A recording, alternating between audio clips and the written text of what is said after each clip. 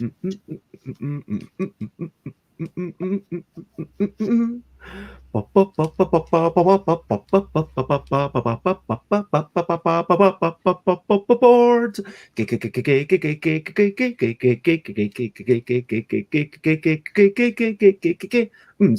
games, board games, it's what we're talking about.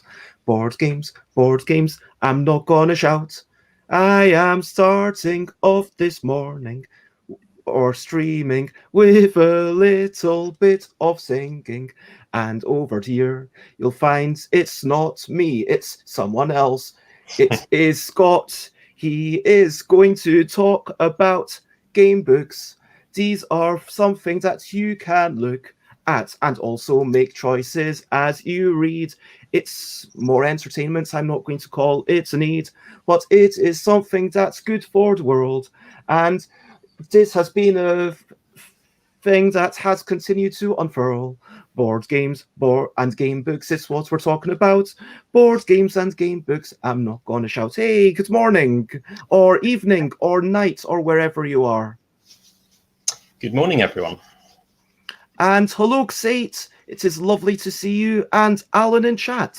And it is, of course, I mean, I changed the name of this show nearly 100 episodes ago to Busy Bedtime Board Game Bladder, but I still, we can't help but be centered around ourselves, you know what I mean? Like, humans are selfish creatures, like, I kind of, or at least self-focused, like, it's impossible not to be self-focused, which is why you heard me slip up the song this my morning, where it was like, I'm going to start off this morning, whereas I really want to say I'm starting off this streaming, but hopefully if any of our New Zealander or Australian friends or anyone from any other part of the world has been watching, you are very welcome, and thank you very much for watching. And yes, before I am glad to hear that you're not in the hospital. I did not realize that you were feeling like you might have to go to the hospital, so I'm glad that you're presumably well enough to be at home and enjoy the comforts of your own home. Getting back to the topic, it's his busy bedtime board game bladder, and coming up today, we are talking about game books, whether it is a mainstream thing, or choose your own adventure, or fighting fantasy, or Alba, I believe it's called, a new one by Inside the Box, right, which I believe is going to be the biggest ever game book. Yes, I've heard rumors that it's going to be very large. There is a sort of competing book that's being written at the moment by several different authors, which is aiming to break the record and appear in the Guinness Book of Records. Wow. So they've heard about Alba, and they're keen to compete with it in terms of length. Okay, so they're upping their game. They are, yes.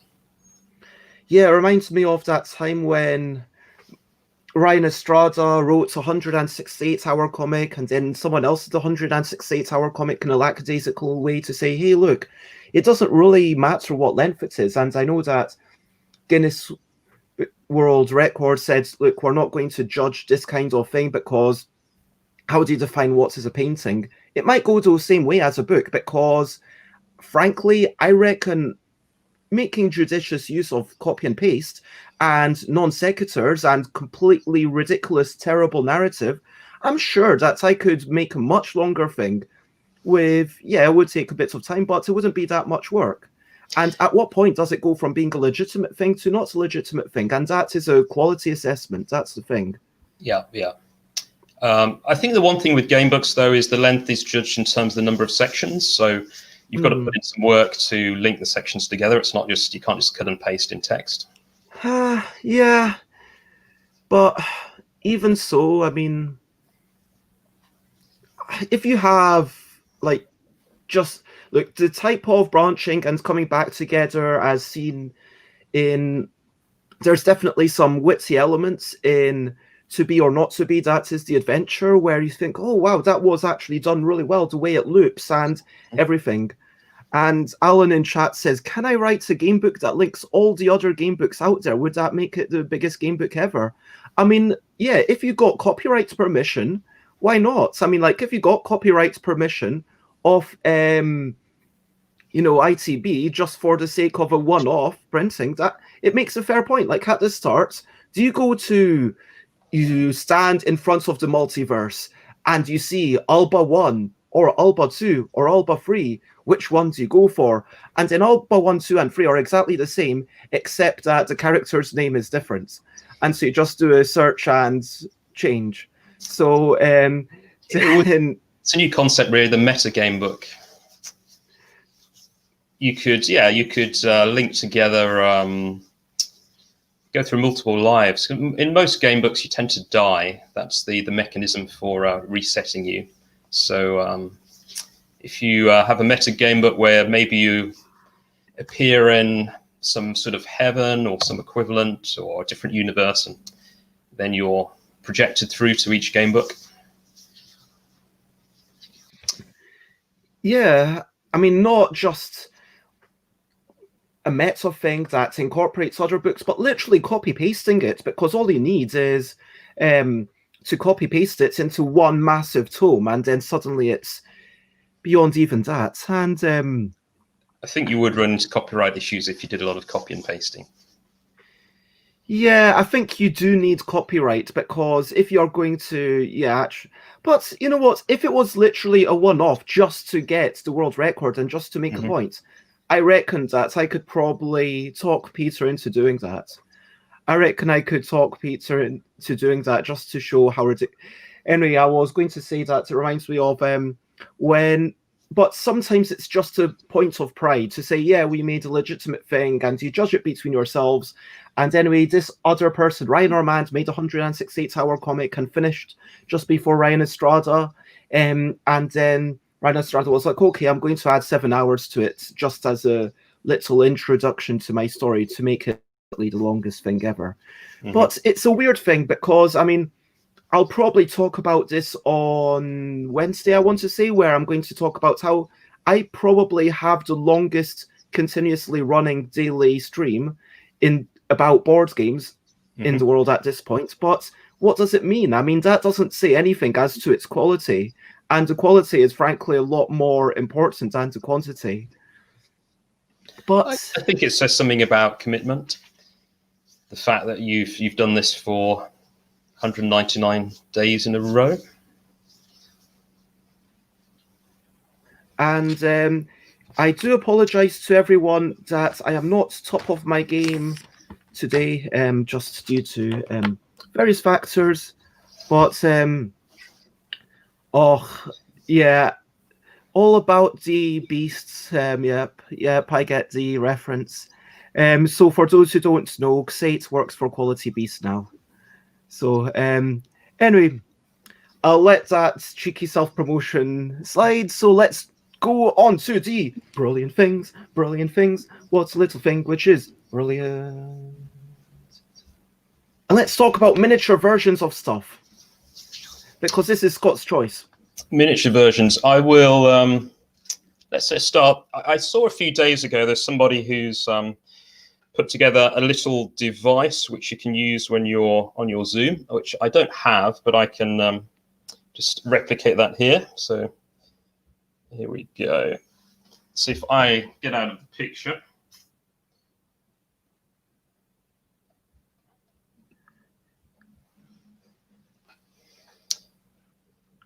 And is that a QR code? I'm not. It looks like just a Lego person. I think it's just camouflage. Yes, just camouflage.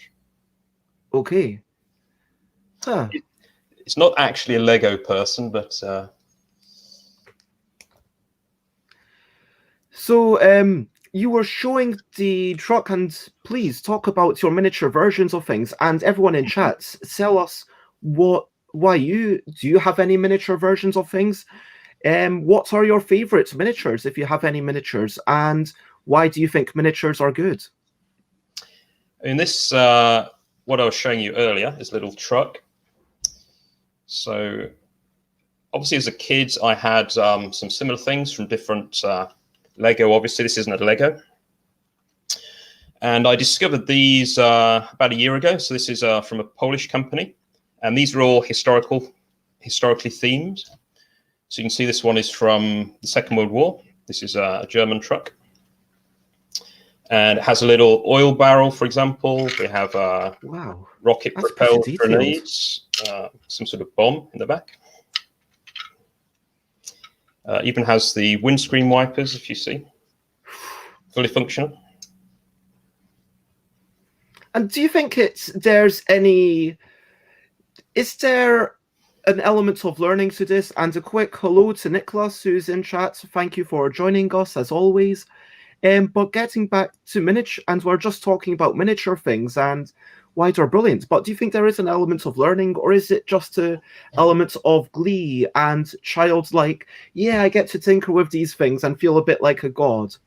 Yeah, I think for me it's the getting back to the childhood, but constructing. I mean, with these in particular, because you have to put them together, and this has probably about 500 parts, 500 pieces.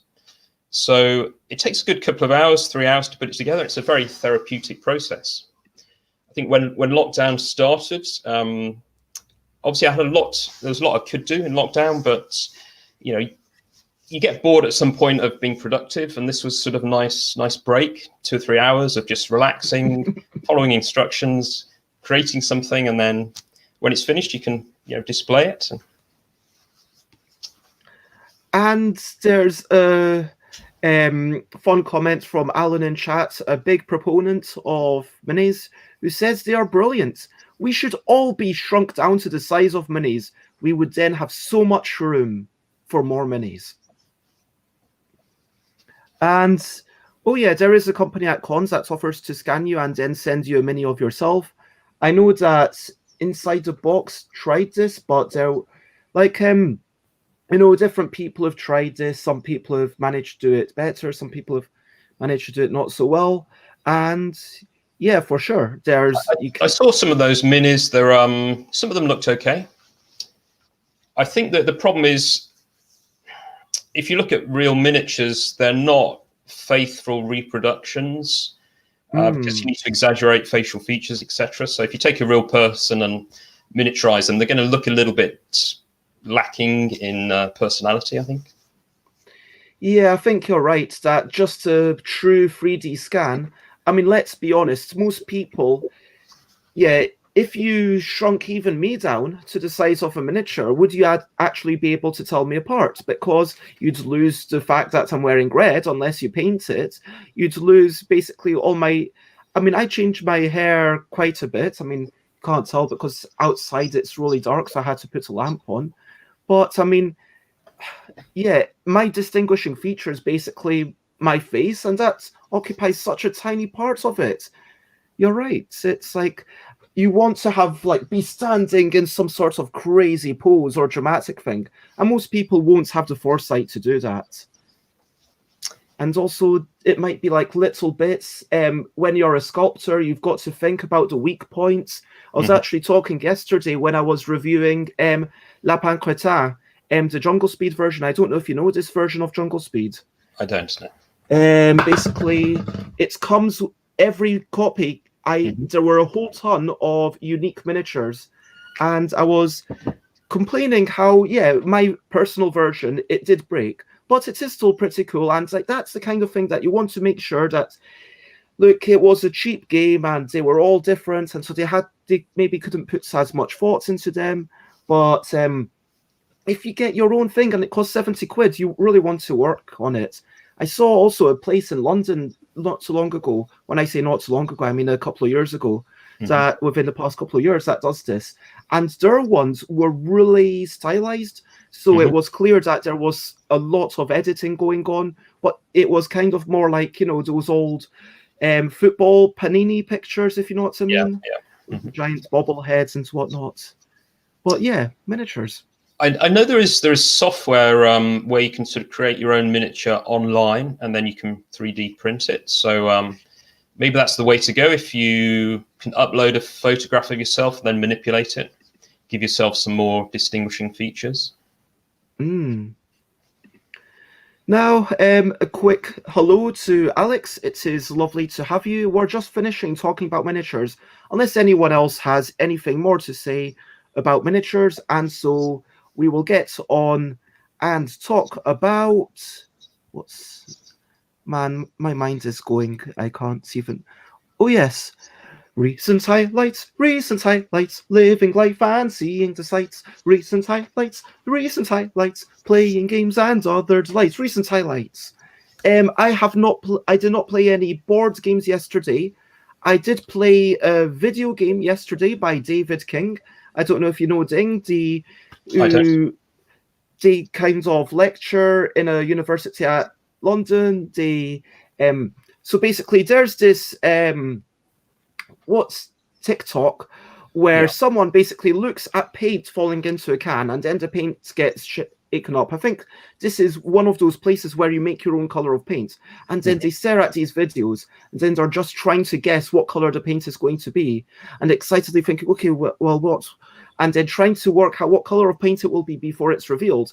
And Ding made a game based on this where there's just different colors and then you've got to try and work out what color of paint it will be in this computer simulation before it all gets revealed. Sounds like a very relaxing sort of video game. Yeah, I mean, it is pretty frantic. You only get maybe 20 seconds, 10 seconds to kind of ponder each thing. So if you actually are trying to work out the colors, then it is going to be arguably stressful, but it's not. It's only a game, and then there's going to be some pride in saying, oh, I managed to get it correct this many times in a row, but it's completely ridiculous. I will share a link to that if anyone asks. Oh, and Alex says they've only done this 200 times. Oh, wait, I think Alex is talking about the game, but yeah. Oh, talking about me. Okay, sorry, talking about me.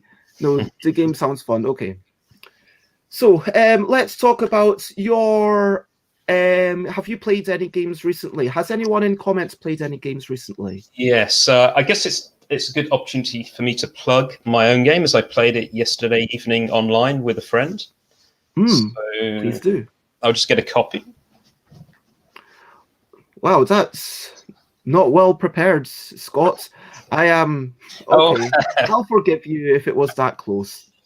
So this came out last month, actually. I have been able to play the physical copy once, just for lockdown. In fact, the evening before lockdown, a friend came up from London, and we managed to play part of a game anyway. But yeah, played that online yesterday. We didn't finish the game, so we're going to finish it maybe next week.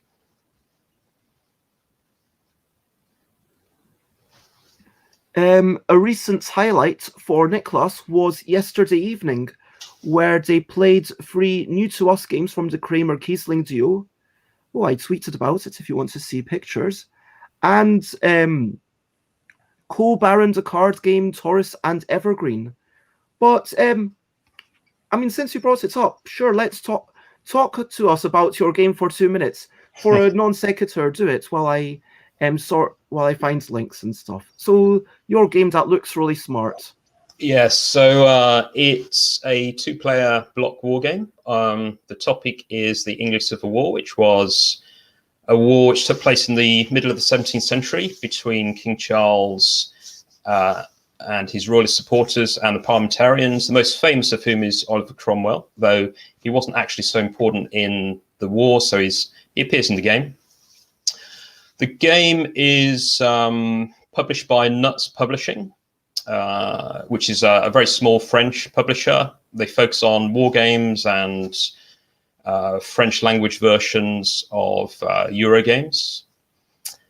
And the game has various scenarios. And component-wise, I'll show you the back. So we have these little wooden blocks with stickers on. We have a nice map, mounted map, and number of cards. So it's a card-driven game. And actually, I'd rather talk about the box artwork. This is done by an artist called Nicolas Roblin. This was the first board game he's worked on. And at least a couple of people have told me that this is the best cover artwork they've ever seen on a board game. So we're all really happy with the quality of the artwork that he's produced for us, and he put a lot of work into the game. He did a lot of research. You can see these figures here. This is from our 19th century painting.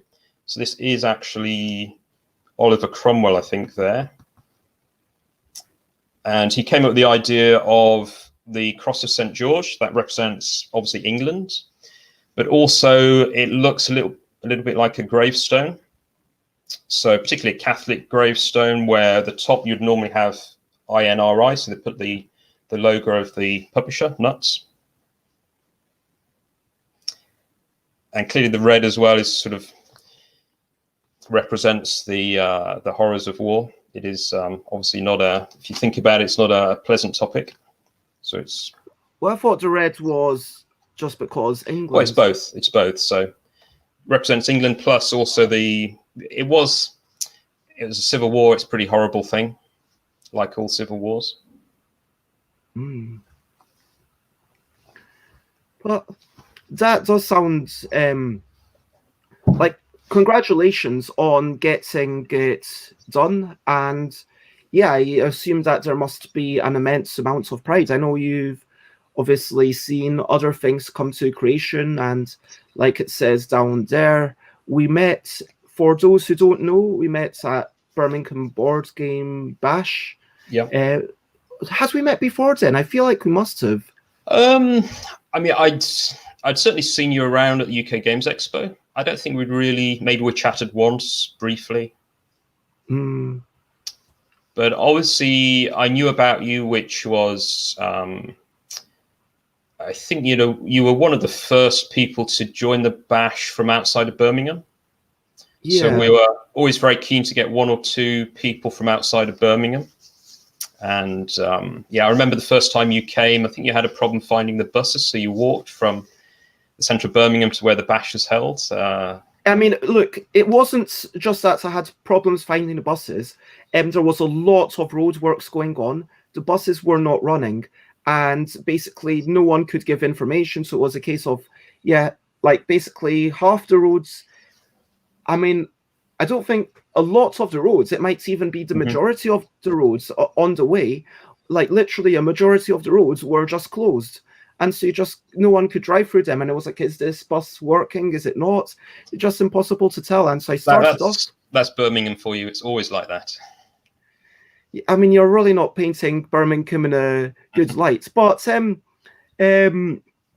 quick, so Alex got to play Lupin Chewy and Cipollino, which is like a simplified Minera. I don't know Minera, but just for those seeing this, that is autocorrect, doing looping check, which sounds like a completely different game, maybe about trying to pay people with checks that eventually bounce, but making sure that they all cash them just too late. So you take the money just before they cash the check. Although you'd probably then get into fines of, but it might be an interesting theme for a game. But so someone else do that.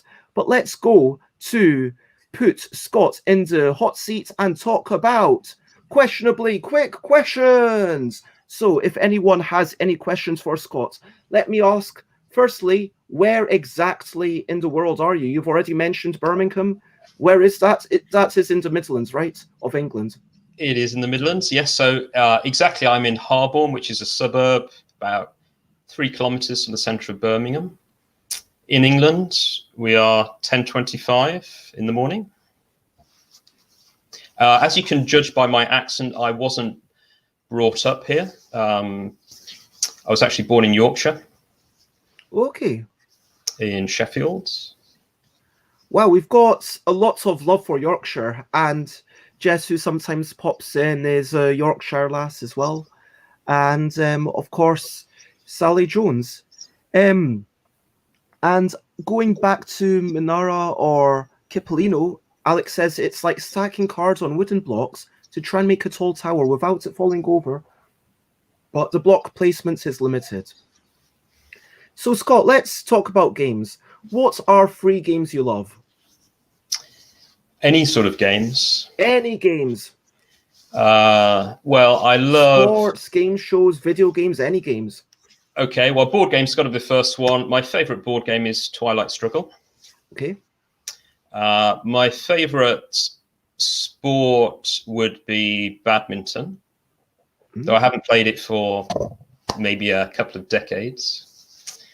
And my favorite other game,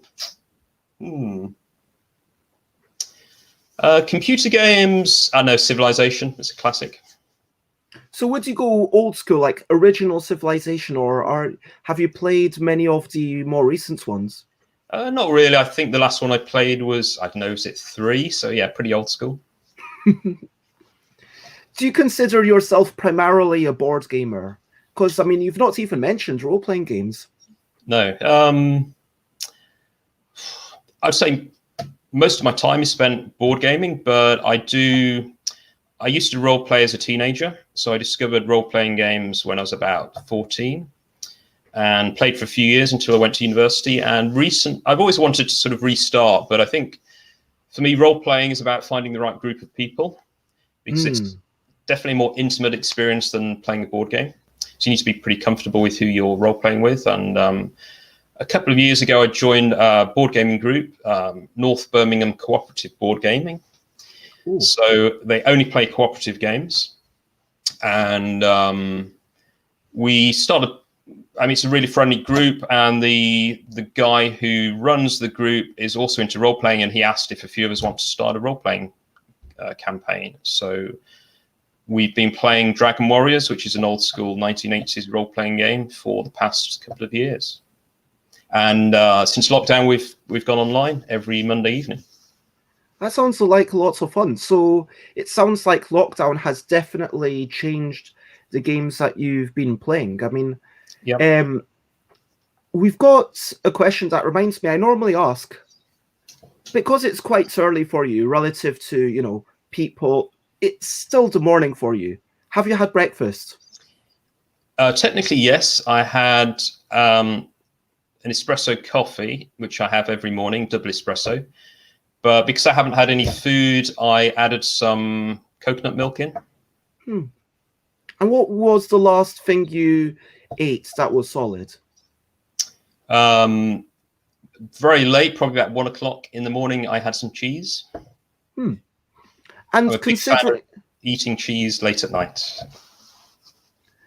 And yeah, Alex says that's a really interesting niche for a group to focus on co-op games, and that would suit them well if they lived anywhere nearby. But Alex wants to know, if you had to make a game with the last meal you ate, what would the main mechanism be? So what would a cheese-based game be all about?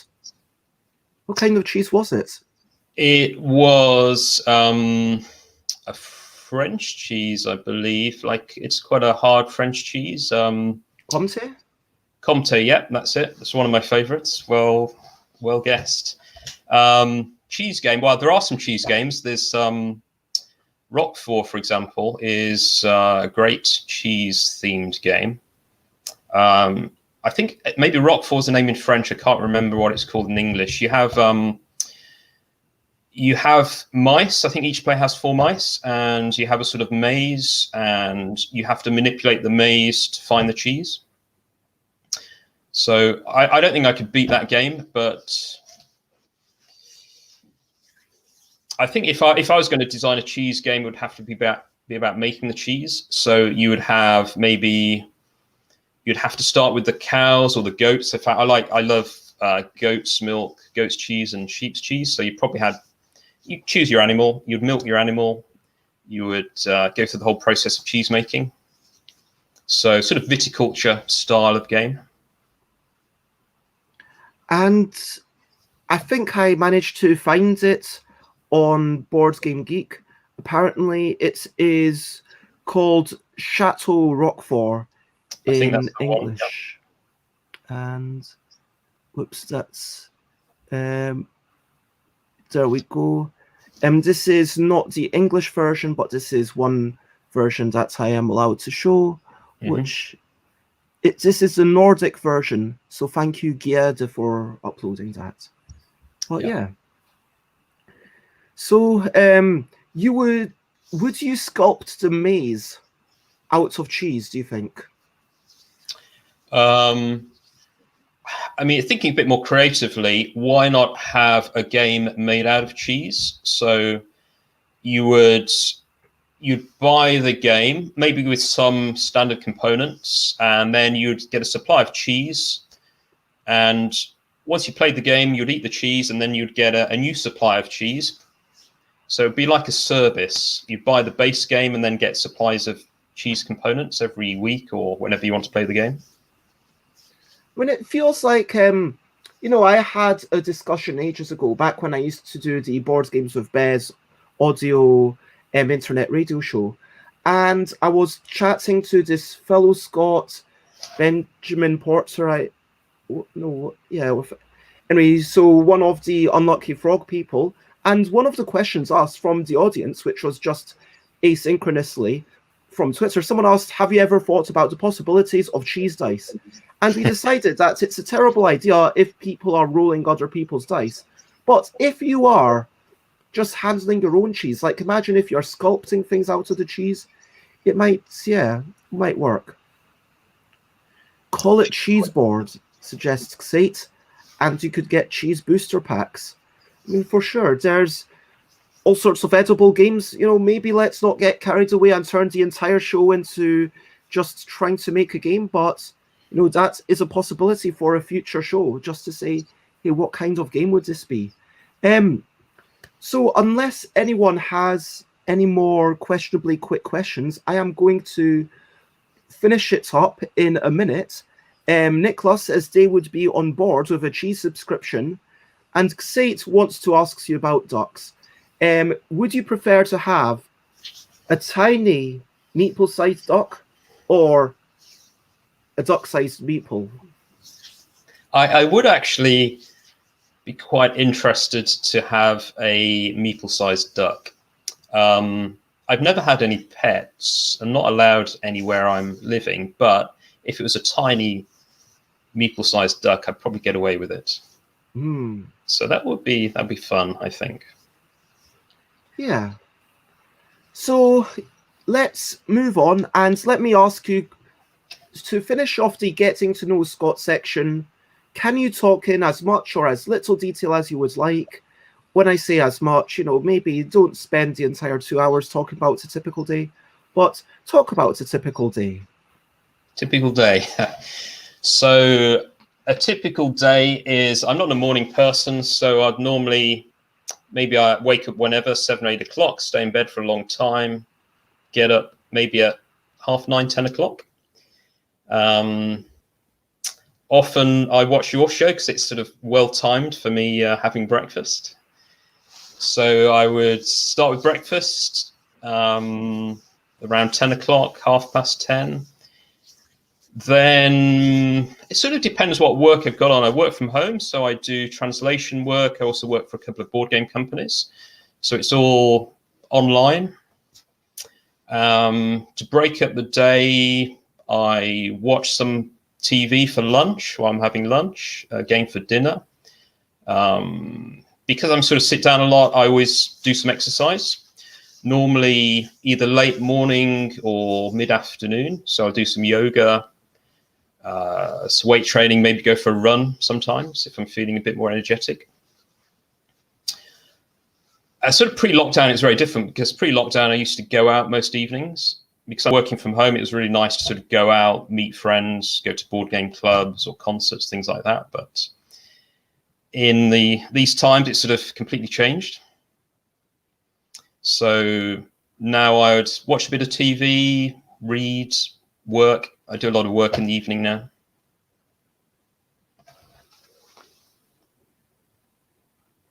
It sounds like a lovely thing, and a quick hello to Paul. And we had one final question, which was to ask, does your cheese eating give you interesting dreams? Unfortunately, it doesn't, no. I did, there was some research done on cheese dreams. I can't remember the name of the paper, but they tested 2 types of cheese. to see which would be most effective in provoking dreams. And I think they found that the stronger the cheese, the more intense dreams you get. In Seats is suggesting that B6 improves your quality of sleep and apparently leads to vivid dreams. So maybe you had vivid dreams but just can't remember them because you didn't wake up. Yeah. Maybe you just need to eat some more cheese. I do actually eat cheese because of that. It does help with sleep, funnily enough. So yeah, last thing at night, I always have chamomile tea and normally some cheese and nuts, which are nuts are also meant to be good for helping you sleep. So let's get to the main topic, and feel free to comment, ask questions, and follow all that stuff. Shouts out to my own Bears and Friends game day, which is coming back on January the 9th, which is going to have Eric Slauson, Alan Paul, hopefully a couple of special guests that I'm not going. Sorry. We are talking about game books. So what is a game book? I mean, do you have a simple definition in mind? Yes.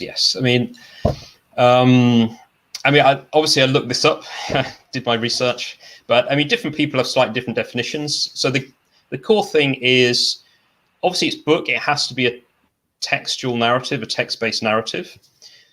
But what makes it a game book rather than, say, a novel or a story is that it's split into sections. The sections normally are numbered.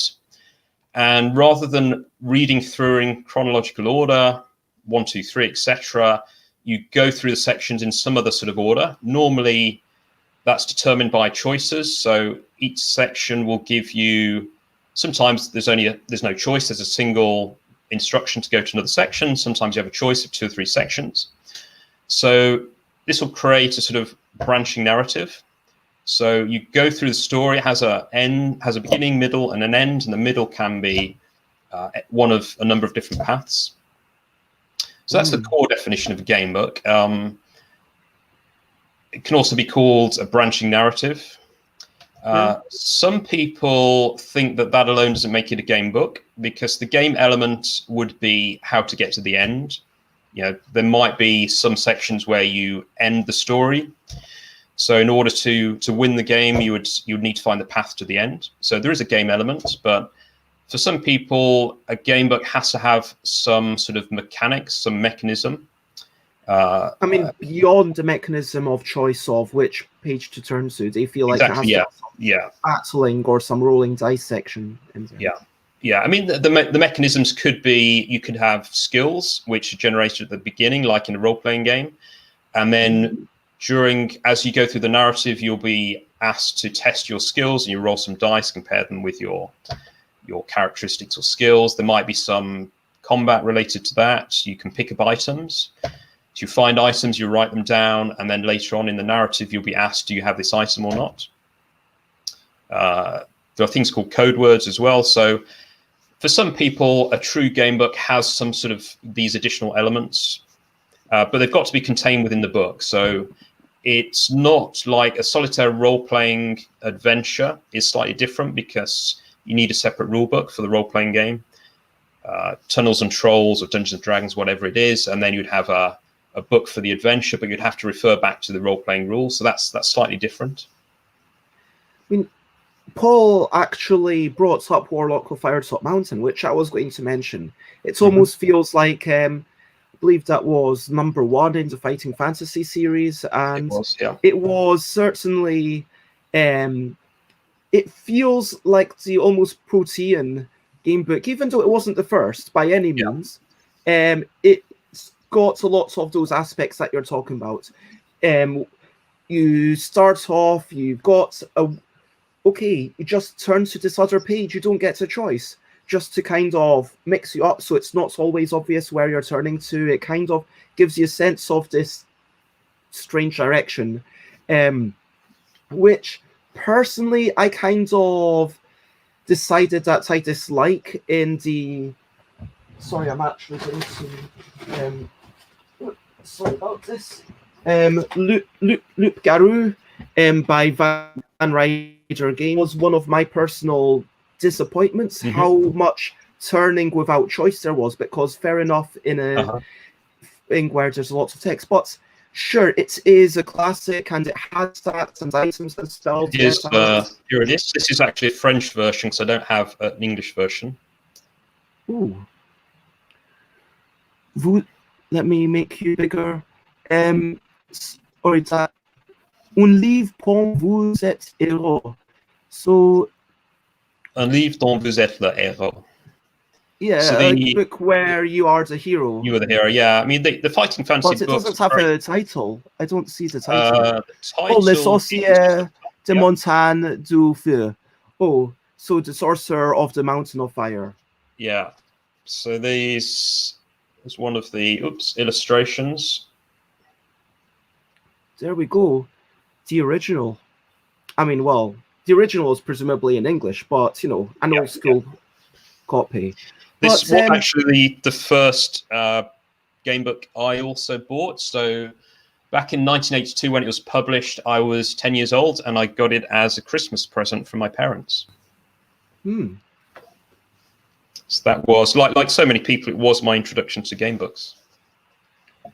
And I have a question. So how do you feel about electronic versions?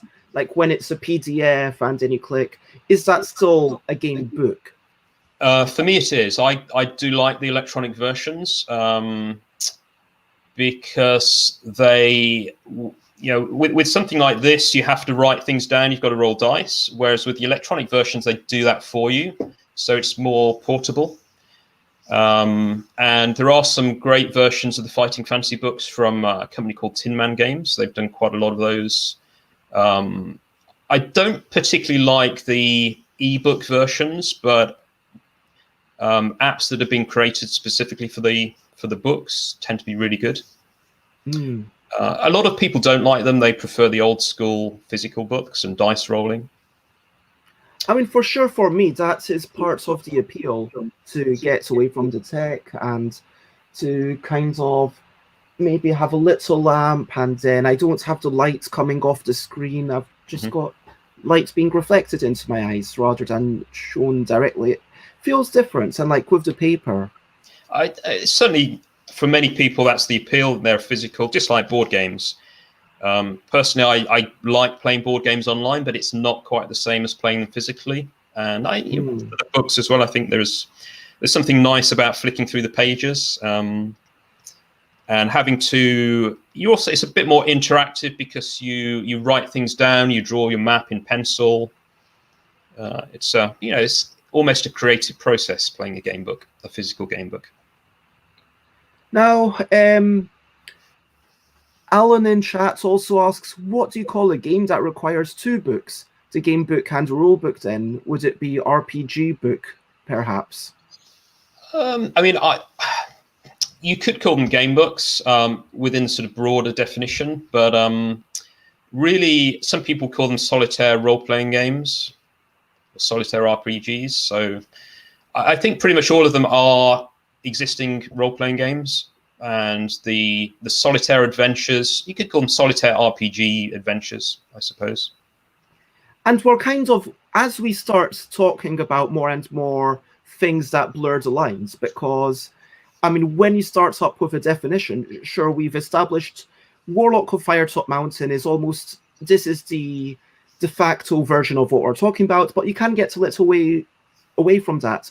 Let's talk about Cutthroat Caverns. I don't know if you know this board game by Smirk and Dagger. So the original Cutthroat Caverns is just a board game. It's a board game in which it's take that, it's themed around almost like massively multiplayer online RPGs where you're trying to be the person to do the final hit. And then the person to do the final hit gets some points, but if no one does the final hit, you will all die. And what does it say? Is without cooperation, you'll never survive. Without betrayal, you will never win. And so you sometimes actually make someone else weaker, even though you're all in theory cooperating against this monster in order to be the one who does the final hit. Anyway, I'm not going to review Cutthroat Caverns. What I wanted to talk about was that they do have a game book version, that this is like an expansion where you played a game as per normal, but then each round, which is a different monster, it says, okay, now, for example, this is you, as you're going through the dungeon, you find a weird hole in the wall. Do you stick your hand in? And if everybody has to decide whether they're going to stick their hand in, so it's like a risk reward thing, and then they turn to the secret page. And even something like any book, you could almost, that was more clearly a game book with that went between the book and the board game, and almost using the board game as an expansion to the dice rolling that you might have in Citadels of Doom or whatever. I wouldn't call that a game book. It's more sort of hybrid. There are quite a few games with a game book aspect to them. So I wouldn't call them game books, but they're sort of hybrids. There are a lot of different, I mean, we can talk about this later maybe, there are a lot of different ways in which board games have used game books within them. There's some board games just take the theme, others take the actual narrative aspect of game books and integrate them into the game. Even Gloomhaven has cards with choices on. So it's a small part of Gloomhaven, but it's there. So really, if I'm talking about game books, I wouldn't include those in the category of game books. I think it's sort of a related topic. Yeah, that makes a lot of sense. So for sure, we could even expand it and talk about Scythe, or where, that simple, okay, here's a picture and here's 3 possible choices. But yes, it's very different because you get full information of what you're going to do. But certainly the way that some people play Dead of Winter, it could be seen as having analogies, the way that, but we're going to concentrate on the ones that are just a game book today. So how did it all start? Let's talk about the history. Yeah, so probably early in the 20th century, around the 1930s, there were the first sort of novels which broke away a little bit from the mold. So they weren't sort of linear novels with a beginning, middle, end that you just read through. But really, it was in the 1960s when there's a lot of experimental writing from authors of fiction. Some of them, one of them I know is Julio Cortázar from Argentina. He wrote a very famous short story, I think, in which you could choose, had a number of sections, and you could choose the order you read it in. So it wouldn't be necessarily a game book based on the definition we used, or arguably could be. So you, as the reader, decide the order you read it in. And there were other sort of pieces of experimental fiction where maybe that had multiple endings, for example. So I think that was the sort of start of the idea, was fiction moving away from the sort of linear narratives. But really the first true game books came in the late 1960s and through into the 1970s. So there was the most famous one is Choose Your Own Adventure, which as a series has sold 250 million copies. So it's absolutely huge. And those they have numbered sections. They have choices within each section. So, well, sometimes there's no choice. Sometimes it just tells you to go to another section. Sometimes you get a choice of 2. So there are branching narrative books. There's nothing more to them than that. It's simply branching narrative. And so it's those Choose Your Own Adventure books were lacking the game of rolling the dice that some people consider essential. Yeah. Those, going back to the ones that you mentioned, and in the 1930s, in that earlier era, how was that different to the Choose Your Own Adventure series, for example? Well, the Choose Your Own Adventure series, what that added was numbered sections and rules for moving from section to section, whereas I think most of the previous books had different mechanisms for enabling the reader to, create their own path through the narrative. So it's difficult to imagine how that would even work if you don't have. I mean, I guess it seems so obvious now, but so many ideas are in retrospect, to have numbers for each section and say, okay, go to this particular section.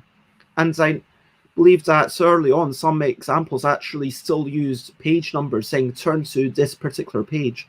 They didn't even use the technology of having multiple sections per page. Yeah. But how would it work? I mean, I don't know how much.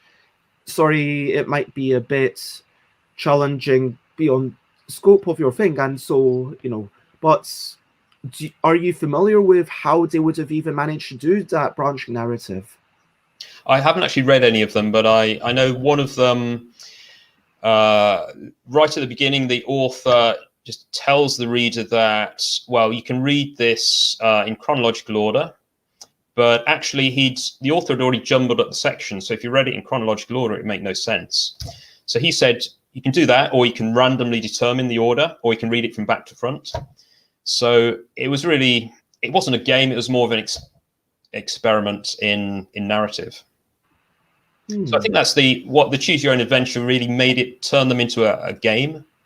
So you had an objective is to reach the end, whereas the earlier works, really, they're pieces of fiction, and the innovation was that they weren't linear narratives. There were different ways to approach the narrative.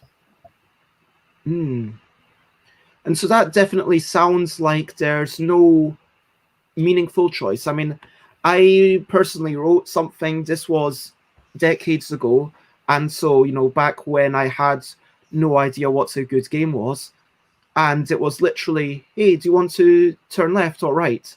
And if you turned the wrong direction, then you died. And, that carried on for several times. And if you managed to make it all the way through, that was like the maze of death. And then you got to the witch's village, where the story kind of properly got less bad, let's say. And even in some of the Warlock of Firetop Mountain, like some of those early choices, I do feel like there's no information in those choices. I would say that it would be, in some of those early choices, it's literally, do you turn left or right? And it feels a bit reductive. It doesn't feel great, but certainly with that earlier thing that you mentioned, it's like it sounds like what Choose Your Own Adventure really added was the ability for it to make some sort of sense, and for you to actually have some sort of narrative, even if, let's not talk about the quality necessarily, but it's not just a bunch of jumbled up non sequiturs. Yeah, I think with the Choose Your Own Adventure and similar styles of books, the choices you make are based on the narrative. So yeah, in some cases it could be turn left, turn right, which doesn't give you any information. But in other cases, you've got a narrative, you're a character, and you're asked to make a choice between, you might be, do you take the bus or do you walk? And because you've got some information previously, you might know that, well, the buses aren't very reliable and you need to make it somewhere for a particular time. So based on that, you might decide to walk. It's, giving information to those choices. And I guess we're delving into what makes a good game book. I mean, it's like some sorts of, for me, look, this is such a personal note, but for me, by your definition, I do not like game books. I like books with branching narratives. I would prefer not to roll dice. I personally do not enjoy rolling dice. This has been a personal discovery, how much I personally hate rolling dice. And then I actually put on Twitter, how do you feel in a cooperative or a solo game where the actual difficulty, not the type of challenge, but the difficulty of the challenge is determined by the dice? Because that's one reason why I personally hate Thunderbirds by Matt Leacock. And it's, other people are enjoying it. But what I discovered was that I'm in a company of about 15%, that a minority of people, and there were maybe 40% of people who actively enjoyed it, and then the rest of people don't really care either way. But for me, this is a really interesting reminder that, hey, I hate randomness in my games. I mean, if it's the style, if you can like draw something like Kingsburg, I think it is, with, you know, those things, and like, you know, sure, I'm down with that. But with a game book, I would just skip that game section. For me, that was the bit that I did not like at all. Well, even with the fighting fantasy, you don't have to use the mechanisms. Some people just play them as narratives. So if you had a section where you've got a combat with a monster, instead of rolling the dice, they'll just say, well, I automatically win. So it's possible to play the games that way. A lot of fans of game books really like the die rolling. Personally, I don't. I don't mind the die rolling, but I prefer books where it's more about the player choices. And there are some examples. So this is a modern book. It's published a couple of years ago. So this is based on the novel Dracula. And this is similar to a choose your own adventure style book. So it has sections, and you have choices sometimes. So this is a typical page. You see here you have a sort of choice of sections at the end. But what this adds beyond the simple choice is you get puzzles. So there's no die rolling, there's no statistics, there's no combat, but you get puzzles. So there's a little example here with this puzzle. You get certain clues, and you need to refer back to the clues. The clue will be, you need to try and guess a name based on the clue, or guess a word, and then you convert the word into numbers using this, and you then turn to that reference. Yeah, kind of a way that it says, if you've managed to work this out, then you know which page to turn to. Yeah, exactly. So, I mean,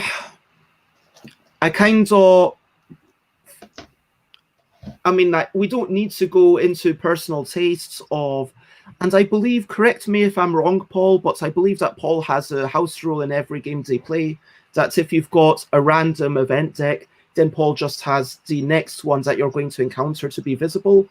I mean, correct me if I'm wrong on the details there, but that suggests to me that Paul is also anti-randomness, same as me, and getting a little bit away from game books. You know, the fact that I won my second game of Thunderbirds, I played it, and then I don't feel any satisfaction in having won it. It's not like I want to make it harder. It's like just that uncertainty of how much is due to my own skill, how much of it is due to just the fact that I got really good die rolls. Because especially in that game, I mean, where it can be the difference between having, just the variance is so high, in my opinion. And Paul says my analysis was not quite correct, but what Paul is saying here is that the problem with battles is that you do end up just repeating the same stuff over and over until you win. If you are really just, what do? Do you just say I die, and then now you know all the decisions to make? There's not going to be any variance. I think regarding randomness in general and applying it to board games, I have a similar view. I dislike randomness generally, particularly event decks. They're really awful mechanisms, I think. Where randomness is useful is where it applies equally to all players. So if you roll the dice and then you draft, all the players draft from those dice. So there are plenty of games like that. Trying to think, there's Coimbra, for example. Coimbra or Grand Hotel Austria does that. So that sort of randomness, I've got no problem with. Mike Nudd did something interesting. Oh, I'm so sorry. With Waggle Dance, where you roll the dice, but a 6 is not better than a 1. It just allows you to go on a different spot, which does a thing that is equally as good. So they're all equally as good. It's just that you need to think about, okay, these are numbers that might be blocking other people. Yeah. It's the same with, say, Castles of Burgundy. In a way, you roll the die. You roll 2 dice each player, but you've got the various things you can do with those dice, and sometimes you want sudden numbers, sometimes other numbers are better. Yeah, and it's like definitely a difference between dice placements and manipulation. But for sure, let's not get too distracted, because for sure randomness, and I've made a note, could be like an entire topic. Alan asks, are dice-driven game books more popular, either in terms of books published or sold, than no dice game books? Do you know? Well, yeah, back in the sort of 70s and 80s, Choose Your Own Adventure sold 250 million copies. They have no dice, whereas Fighting Fantasy only sold 30 million. So historically, the diceless ones were more popular, I think partly because they were marketed better or they were for a different audience. These days, I think a lot of the people now buying game books who are sort of my age, in their 40s, they grew up with Fighting Fantasy, so they do prefer the dice. Only 30 million, yes. Yeah, so I think among the sort of the old school game book players, they do prefer dice-based game books. So you talked about, and you've got some great notes where you talk about Paul Guimard from France, Julio Cortázar, and can you, going back to the history, can you talk about these people and maybe a little bit about their contributions? Actually, I haven't read any of those, so really where I haven't actually played any Choose Your Own Adventure either. So really where I entered the hobby was with Fighting Fantasy. But I mean, I can talk about some more of the classic gamebook series. Sure. So go ahead. It's your morning. So with Fighting Fantasy was a series where each book was a sort of separate story. So they used the same mechanics, but different stories. There was also Lone Wolf was another popular series. And I don't actually have any copies of that, but that was different in that the story evolved over a number of volumes. So you'd also another difference with Fighting Fantasy, the character you play is you. So you sort of, they're written in second person, everything is about you, and you decide who you are within the book, within the event. But it's not you. I mean, I was going to say you, the person who interacts with the internet in the modern day. It's just simply that you transpose yourself more like a role-playing game. Exactly, yes, yeah. I mean, there's nothing specific in the book which gives your appearance or your gender or your age or anything like that. So you can decide for yourself in your imagination who you are. It doesn't affect your interaction with the book, per se. But with these other series like Lone Wolf, there's another one here, Way of the Tiger.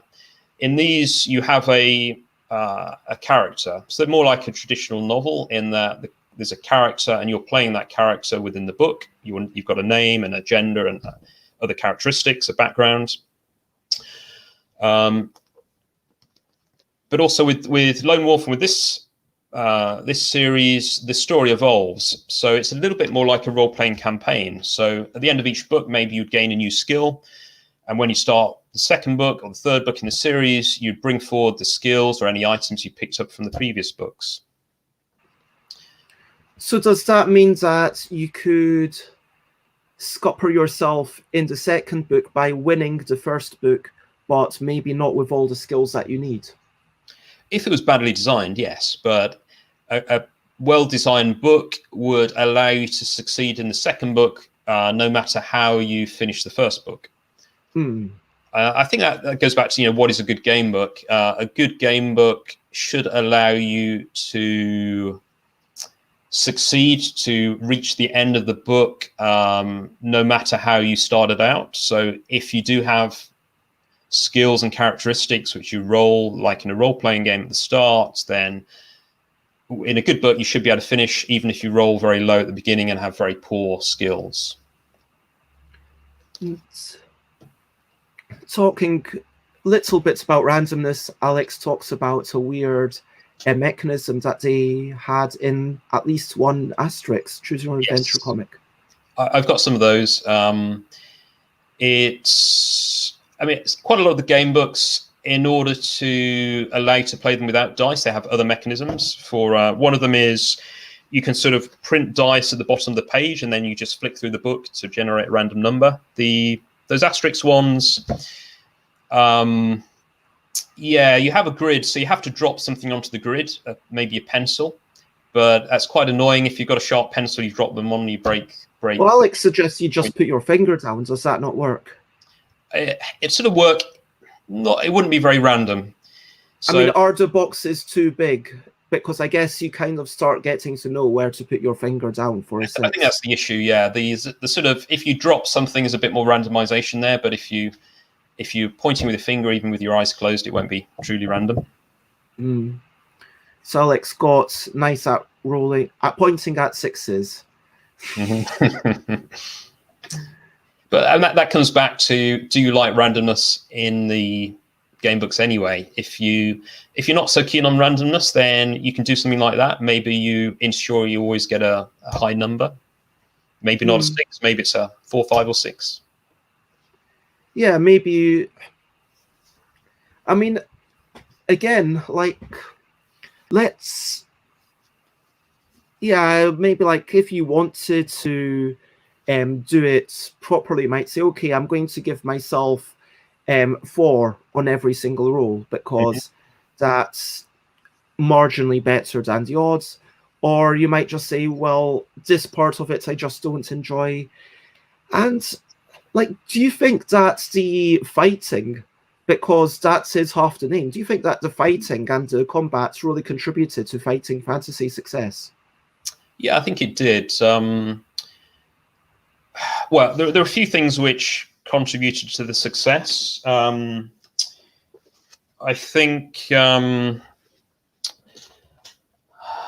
Fighting Fantasy, in a way, were an attempt to create a sort of role-playing experience in a book form. So that was what they were aiming to do. So as they tried to bring as much of the role-playing experience into the book as possible. So that time, Dungeons and Dragons was the big role-playing game. So that's why most of the Fighting Fantasy books are fantasy. I think what differentiates themselves from Choose Your Own Adventure is, one, the theme is fantasy, which was very popular, still is. The other is the combat and gaining items as well, and the skill tests. So it's a mixture of all of them. But I think the combat, because you roll dice, it seems more exciting. You don't know what's going to happen. So I think maybe it's the lack of determinism actually is one of the aspects of those books which attracted people. That's another reason for their success was the illustrations. So the black and white illustrations. That first book, there was an artist called Ross Nicholson, who's still actually working and contributing to game books. So for many of the fans of Fighting Fantasy in particular, the illustrations are half of the fun.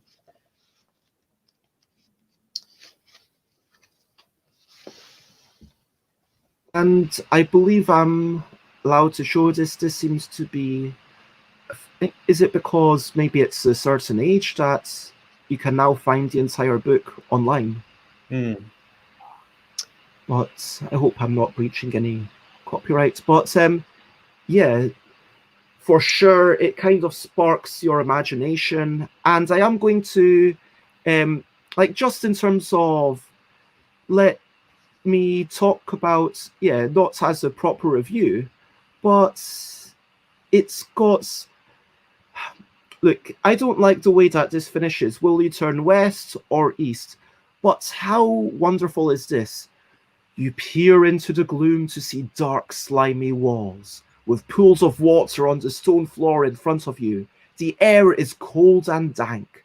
You light your lantern and step warily into the blackness. Cobwebs brush your face and you hear the scurrying of tiny feet. Rats, most likely. You set off into the cave. After a few yards, you arrive at a junction. Will you turn west or east? And, you know, there is definitely a quality of writing there that I think that there's two aspects, well, three aspects you could argue. There's the cobweb, like the actual web that it flows, and for sure I find the actual web fascinating. And my pledge level for to be or not to be, that is the adventure. I got the poster where you can practically read the entire book on your wall, but it's very much abridged, so each choice is just like 3 words, so it reminds you of what it does, but you can almost like see the entire thing, so you could play it. It's almost like a micro version of it, which is quite a lovely idea. But you get to see, oh, so that's how it works with the loops and everything, and there's definitely a lot of skill in how it branches. And for sure, Pretty Little Things, which I know you're unfamiliar with, but Pretty Little Things is basically a romantic comedy, okay? It's a romantic comedy where sometimes it gets incredibly dark. So there is actually, if you read that book, there is trigger warnings. It does, well, I should give you trigger warnings before you buy that book and think this is going to be a lovely thing where you get with the person. No, you might not. You might literally die. You might, I'm going to warn you that there is some potential sexual abuse in that book, depending on the particular narrative that you follow. It is very realistic. Mm-hmm. It's quite gritty. It kind of is set in modern day America. There are allusions to particular cults in there. There's kind of life choices that went incredibly wrong. It starts off with you going to Americans call college, or we might call university in the UK. I say we as if everyone's from the UK, but, you know, we've got a fairly diverse audience, hopefully. Not everyone. But look, it's again where you start off. Do you want to do arts or do you want to do sciences? Because apparently your character is equally skilled in both. Amazing. And then you make all these choices about who to go out with, whether to go to these parties or not, whether to join the cult or not at a certain point. And and these choices, very interestingly, they never collapse. So it's an incredible number of endings. And this is actually the only example of a book that I can find with a whole bunch of choices that expand and expand, but they never collapse. So if you read it, you're going to read those first few sections quite a bit. It's okay, I'm going to skip this. I've already read this. Okay, I'll just go back. And but you'll come back to it and then you'll read another little section. And whereas other games, you know, it's all about also how they collapse, how they bring it back together. How, okay, if you've got into the same point, to make it so that not everything is super short, because if it never collapses, then in order to make it work as a book, it was actually pretty thick, about this size, but each story was maybe, I don't know, 3 pages long. And so you could easily play it 10 times in one sitting.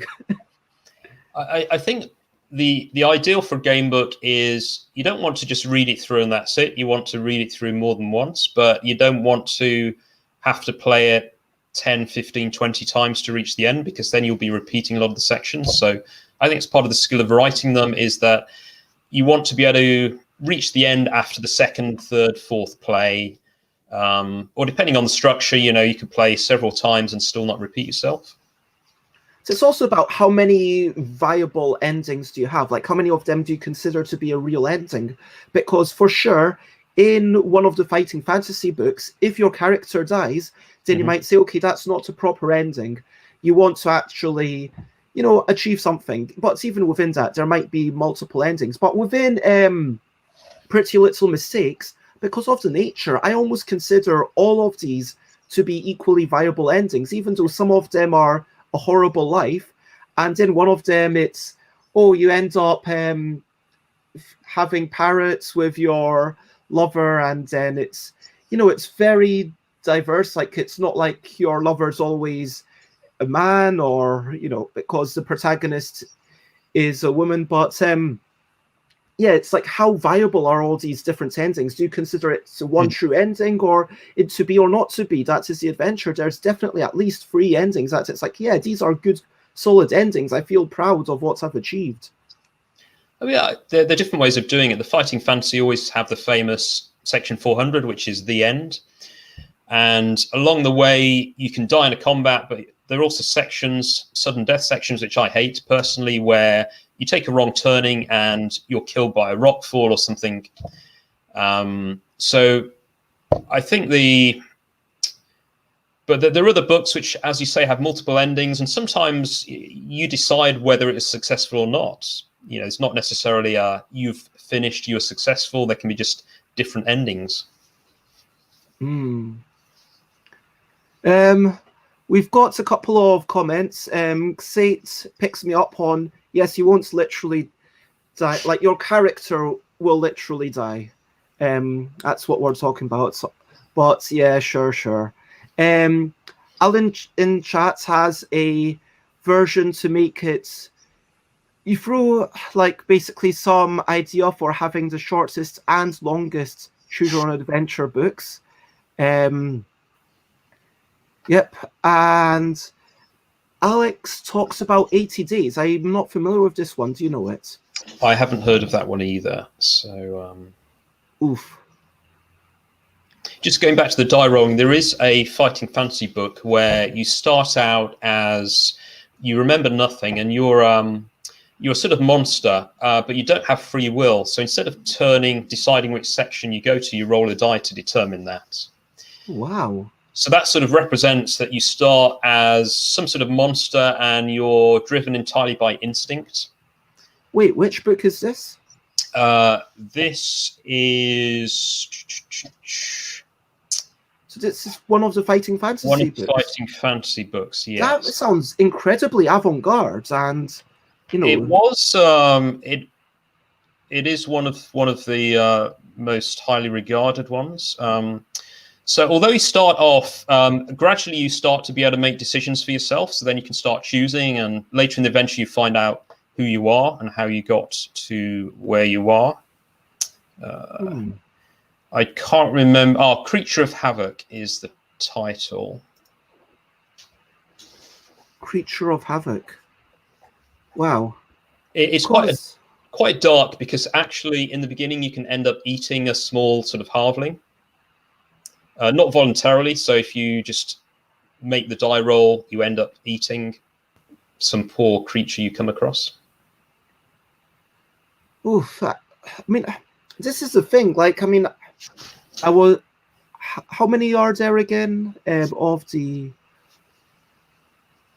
Fighting Fantasy books? Fighting Fantasy, there are, I think there've been about 70 now in total.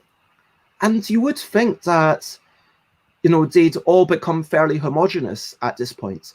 And for sure, there is a certain number of tropes that you might assume, but it's certainly not the case that once you've read 3 or 4 of them, you've read them all. And I think there's an impressive amount of skill that Livingston and Jackson have managed to, imbue it with such creative writing and narrative.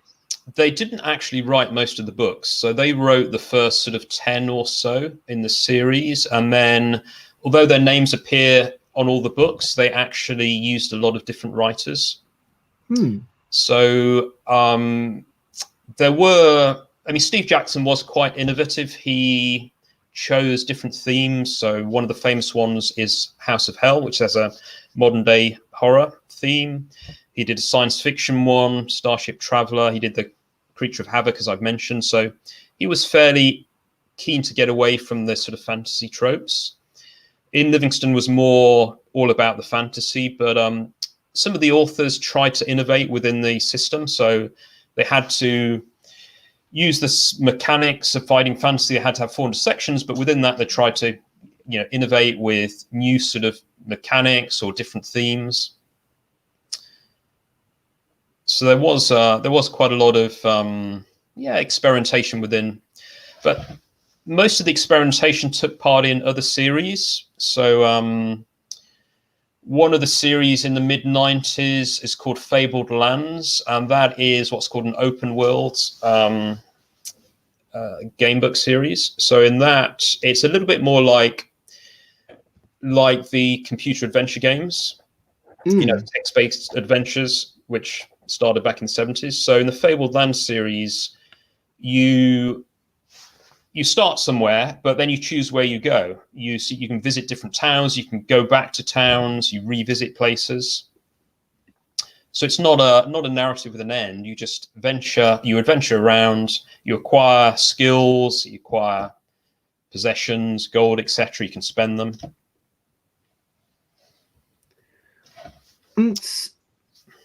Going back very quickly, firstly, on the topic of Guinness Book of World Records, sure, this is a very quick and easy 6 parts, I don't know, branching narrative game book type thing, and you could see how you could actually copy and paste this to be roll 10d6, add up all the numbers, or maybe it's,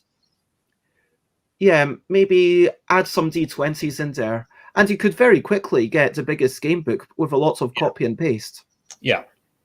But Alex points out, it's always worth noting Steve Jackson isn't the same as Steve Jackson. Steve Jackson from Steve Jackson Games made Munchkin and Battle Cattle and Car Wars. The other Steve Jackson did Games Workshop and the Fighting Fantasy. Steve Jackson UK is the one, who set up Games Workshop and Fighting Fantasy. But Steve Jackson US, he did actually write 3 of the Fighting Fantasy game books. So that's quite confusing. 2 Steve Jacksons, but he was Steve Jackson US. He wrote one of the early game books, Scorpion Swamp, which is the 8th one, and that is that's a sort of open world type of book. So you're venturing into a swamp, but you can actually revisit some of the areas. So, you might visit an area of the swamp, interact with a character there, and then come back later and the character is no longer there. So it's more an attempt to replicate these text-based adventure games. And it seems like Fighting Fantasy, even though it's only sold 30 million copies, look, it was both Fighting Fantasy and Choose Your Own Adventure is parts of what propelled this to the consciousness and the relative popularity, but there's no series that has really taken over now. Do you think there is a possibility for there to be a series that has a similar degree of success? Maybe if it goes from 250 to 30, then the next step would be a factor of 8, so maybe 4 million. I mean, do you think there's scope for another game book to sell more than 3 million? No, unfortunately not. I think the Fighting Fantasy happened at the right time. So what made game books big at that time was that there was no alternative. So computer games existed, but they were pretty expensive and quite limited in what they could do. So the original sort of classic game book era sort of finished in the mid-90s when video games started to become really popular. And I think what we see now is nostalgia in a way, that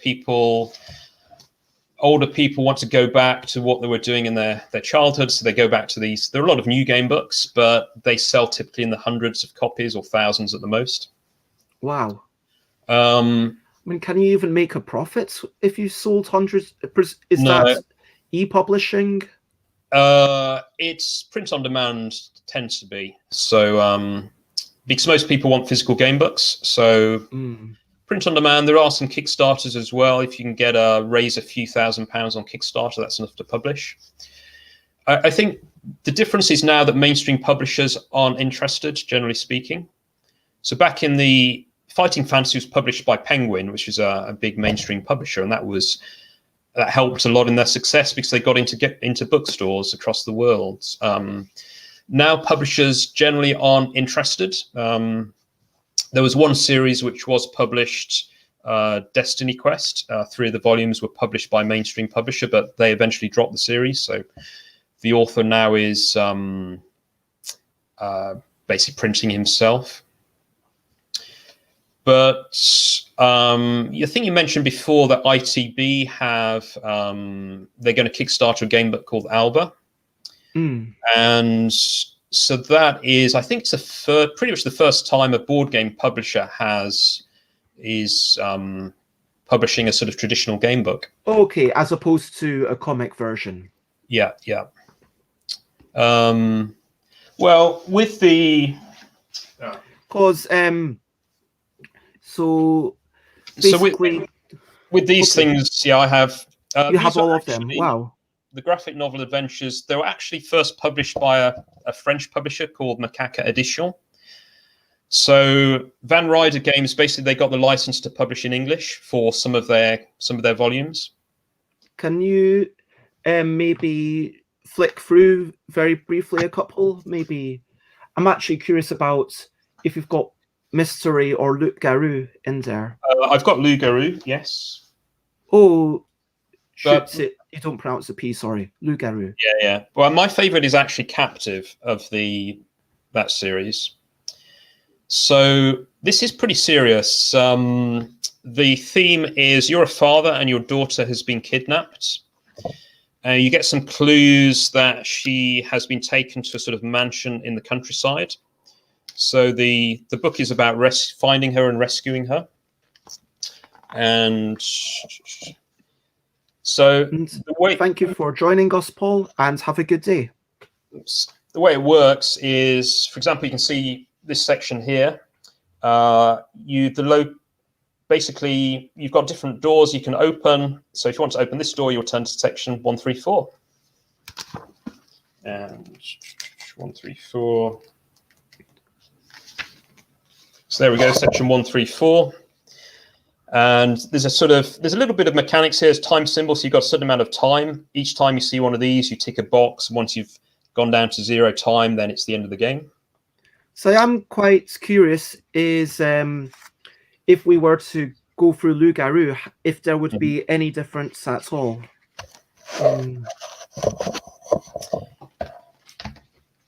So if I go to page,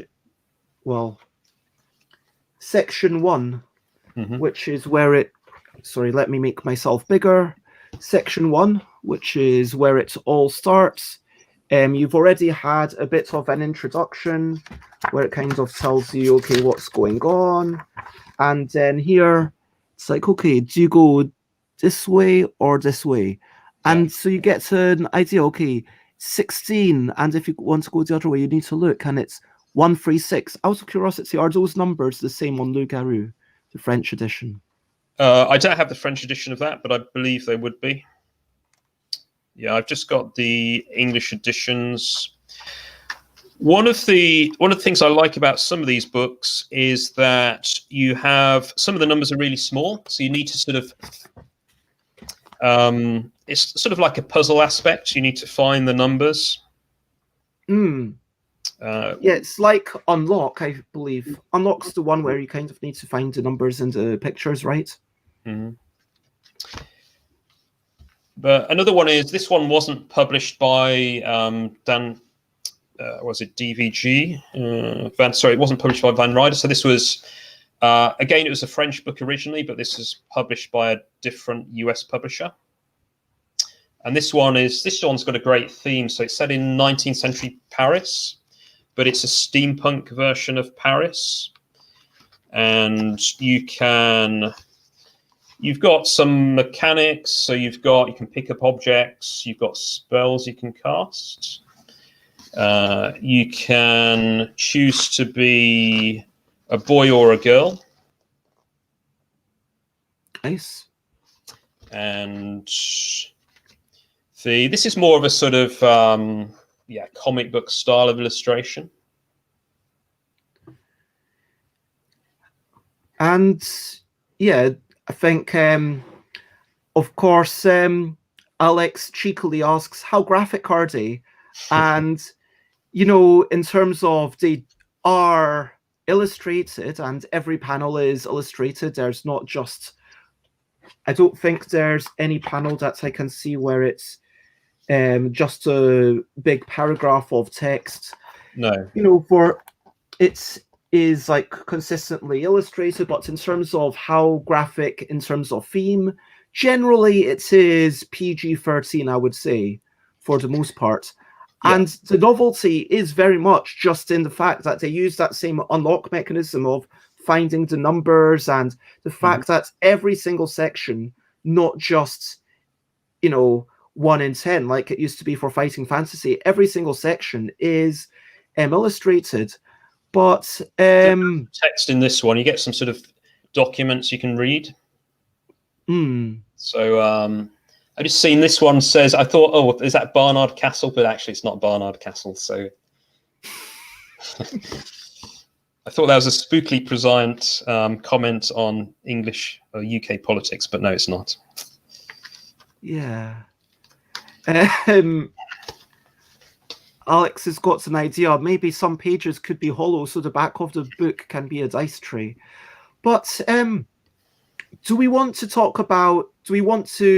like give a quick opinion on these? Like, look, just, I guess I'll talk about them another day for sure when I've read through more of them. But I found this a bit tiring to read, because what I didn't realize was that every time you flip to another page, there's a little bit of, it's tiring, do you know what I mean? Finding that page, it's not enjoyable.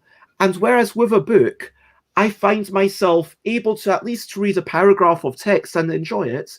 And then there's enough meat there to, before I go to the next one. With this, even though the picture might be lovely, like part of the joy for me of a graphic novel is that I can enjoy it at a maybe faster rate. I'm like, okay, I appreciate that. And I can read a graphic novel over the course of, you know, sorry, I'm leaning over for something that my housemates actually lent me. And I only just started reading, but based on a French thing. And, you know, I expect to be able to read it in a couple of hours, whereas an actual novel, maybe a couple of days. Do you know what I mean?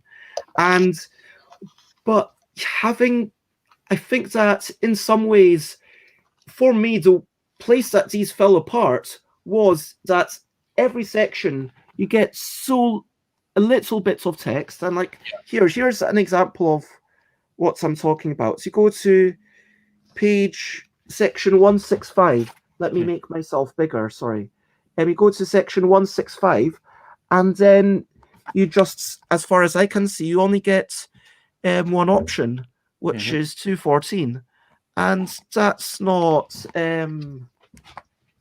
fun. It's not interesting to me.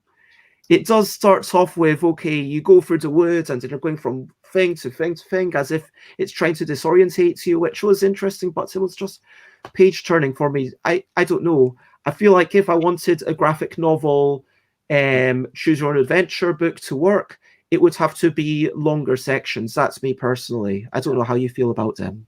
I actually quite like Loup-Garou. As I said, I think Captive worked better for me, but I enjoyed them. I like graphic novels, and these, I enjoy the illustrations and the mechanics. This one is a bit different. This is from the same sort of series, Your Town. And this one is a little bit more like has more of a sort of roll and write type of mechanic. So it is a graphic novel adventure. So you get you get choices. Nice. But there's I also like the illustration style of building a town. So basically, if you print this out, and what you do is you start off with a few buildings, and as you go on adventures, you'll get money, meet new people, and that allows you to add buildings to your town.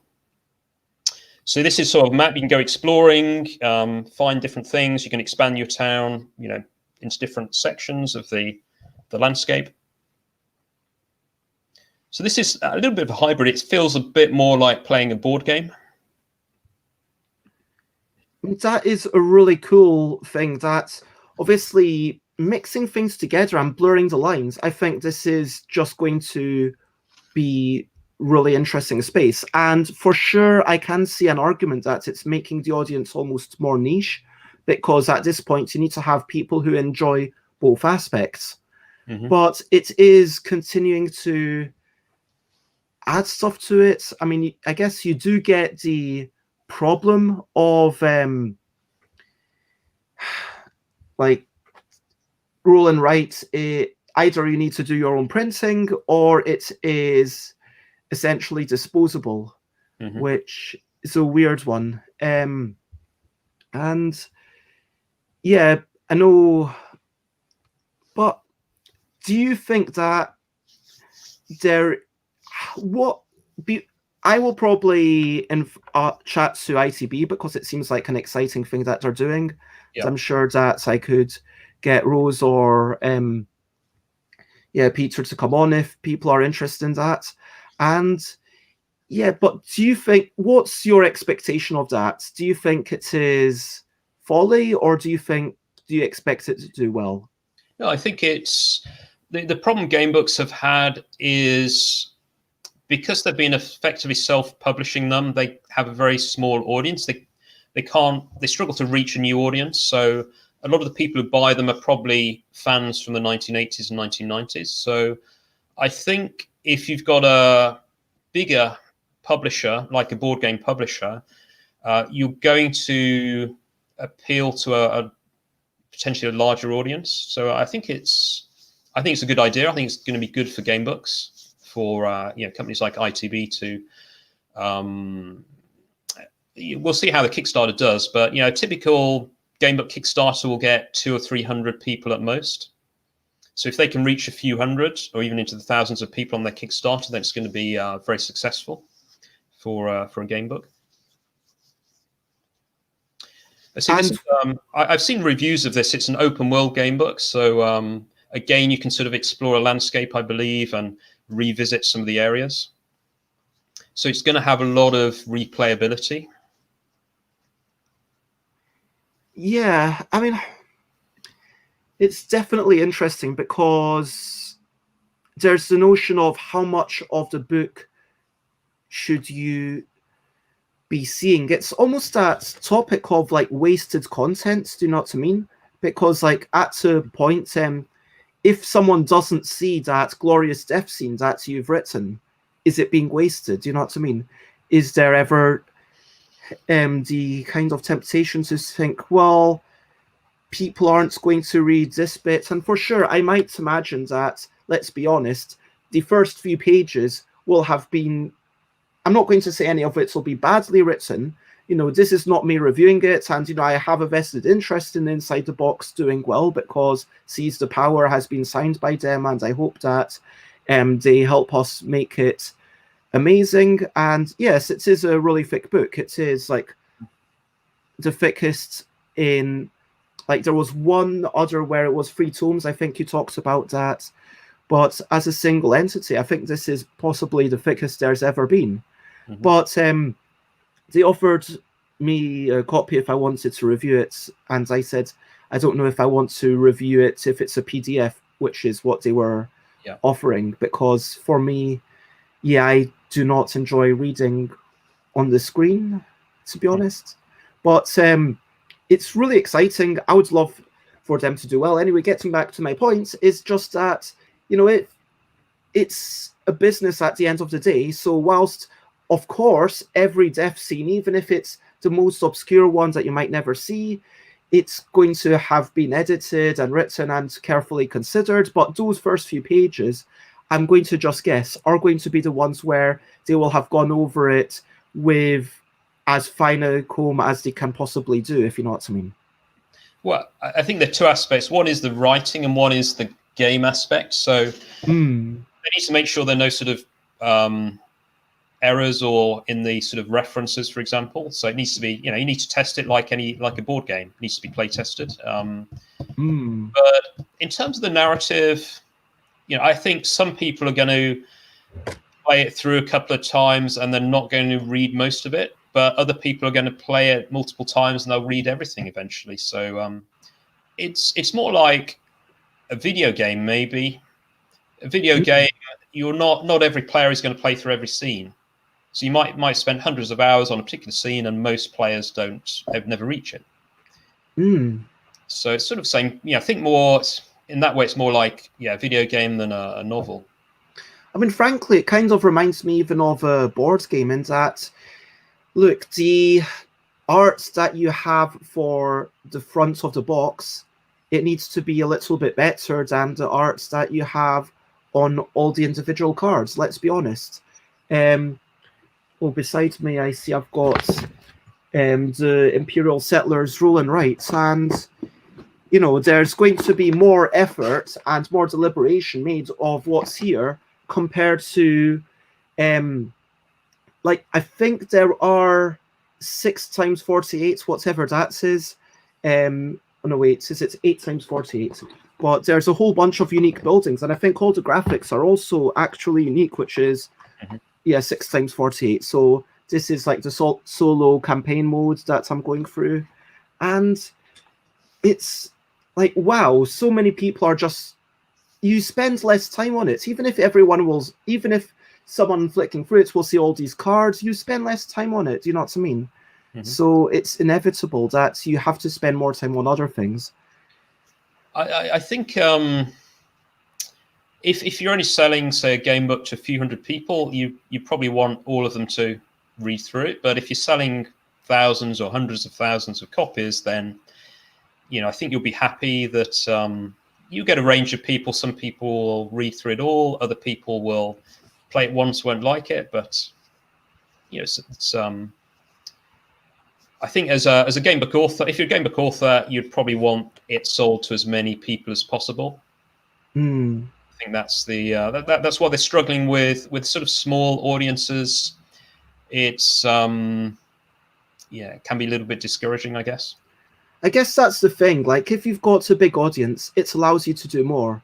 Like, let's be honest. And I think that's when you mention video games, that's really spot on, because your budget is bigger. You're able to have a whole team of people working on something that maybe 0.1% of players are ever going to actually even see.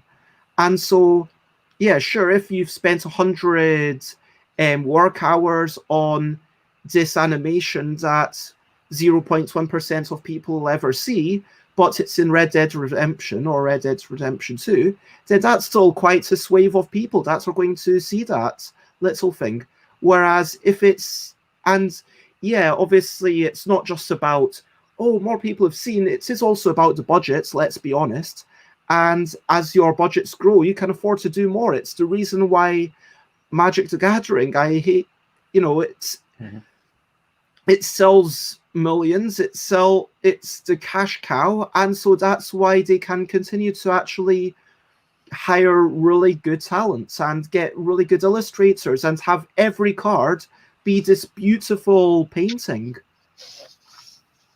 I think with the use of gamebook mechanisms in board games, that is where board games generally sell thousands of copies, tens of thousands. That's a bigger market. So where you get the crossover, you get game books. There was Legacy of Dragonholt, which was effectively a game book in a box. I don't think they're going to do any more, but that was interesting. That it was pretty expensive. I believe something like £40-50. But there was a lot of content there, and obviously they generate a bigger audience than for some of the game books. And Alan asks if there have been any other clever mechanisms that you want to mention. Well, one of the cleverest, it doesn't sound very exciting, is code words. So these are used in open world game books. So what you might come to a certain section, something happens, like say you kill a dragon, and it will say, write down the code word dragon killed. Then when you maybe come back to the same location later on, it will ask you, do you have this code word dragon killed? If no, well, the dragon's still there. You've got to fight the dragon. If yes, there's no dragon. So that was essentially as a way to make game books do things which computer games can do very easily. But it's still requiring you to keep track of that. Yes, yes. I mean, pretty much then ignore a swath of text. Pretty much everything in game books, the player's got to keep track of them. They've got to write down. They've got to tick boxes or things like that. Now, as we start winding down, because we're of the time, I kind of wrote that we were going to talk about some standout examples. Let me actually flash this up, and we will just go through these questions if that's okay with you. So, firstly, what are some standout examples? Actually, I want to talk about, well, just show you some newer ones. So, oops. This is one of the best newer game books, Alice's Nightmare in Wonderland. Ooh. So this is Jonathan Green wrote a lot of, well, he wrote some of the fighting fantasy books, but for the past few years, he's been writing under his own brand, Ace Game Books. And they're all based on literary classics, but this is a sort of dark steampunk version of Alice in Wonderland. So thematically speaking, it's just one of and the illustrations are fantastic as well. Yeah, that's gorgeous, and I love the world of Alice in Wonderland. That it lends itself, because it is so nightmarish and dreamlike already. It lends itself to all sorts of mutations. Another recent book. This was actually written in German originally. This is a translation, Ride of the Black Sun. Wow. This is a really thick book, as you can see, and this is. Mechanically, it's a bit more like a role-playing game. So you have, if I can show you this is where you sort of keep track of everything. But what I really love about this game is the narrative is fantastic. So you sort of wake up with no memory, as you often do in these sort of games. I think as this character here. You don't know who you are, and gradually through the game, you sort of learn more about who you are, why you're doing what you're doing. You get flashbacks to something you've done in the past. And this is split into various chapters, so it took me about 2 months to read through this. What would you say is brilliant about that particular one? This is for me. This is the story is the really standout thing in this. It's a really interesting narrative. You don't just go around killing things. It's you're discovering who you are, and that sort of relates back into the world as well. You've got a sort of your position in the world of this game book.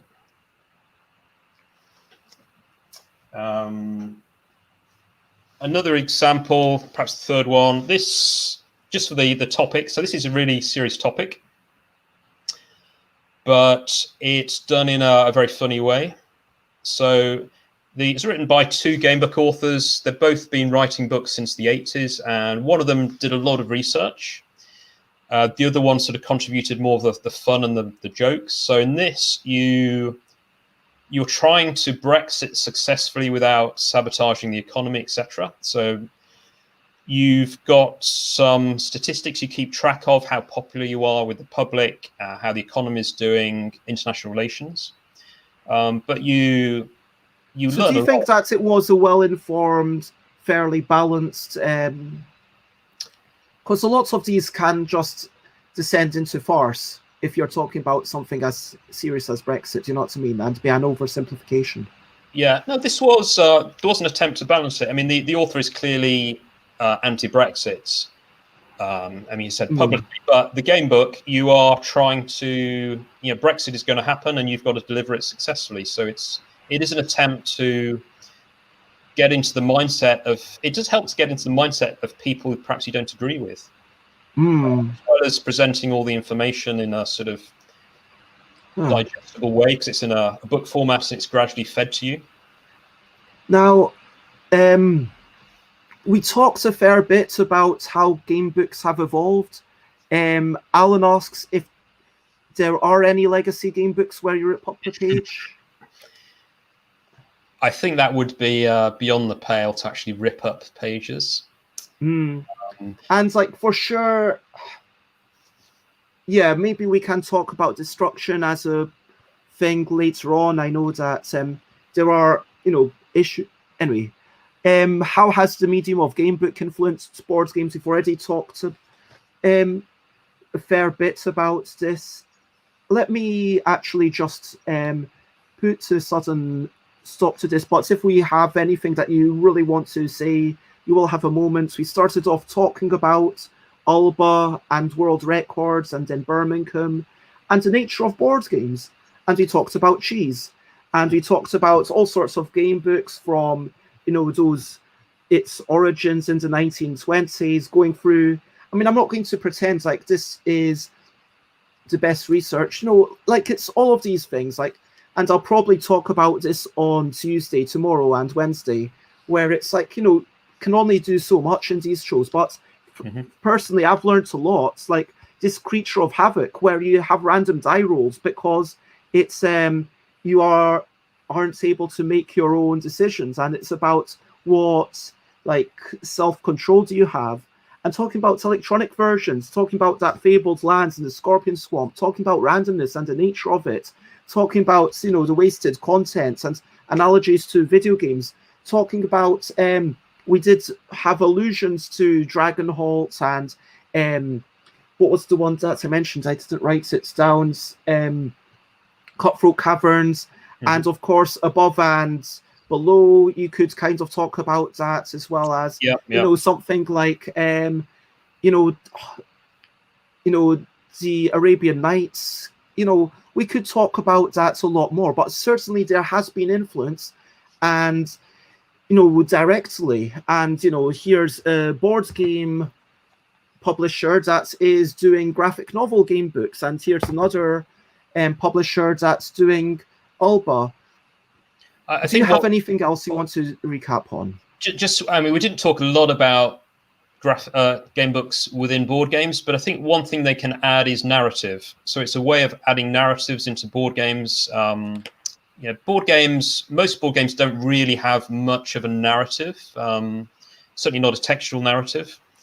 So this is something which I think Above and Below and Near and Far, where you have a sort of separate book which you can read out, that really changes the sort of atmosphere of the game, really. It makes it feel a little bit more like a role-playing game.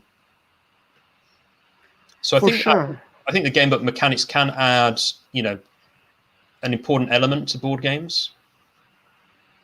And you can do them in cards as well, like Seventh Continent uses cards rather than a book.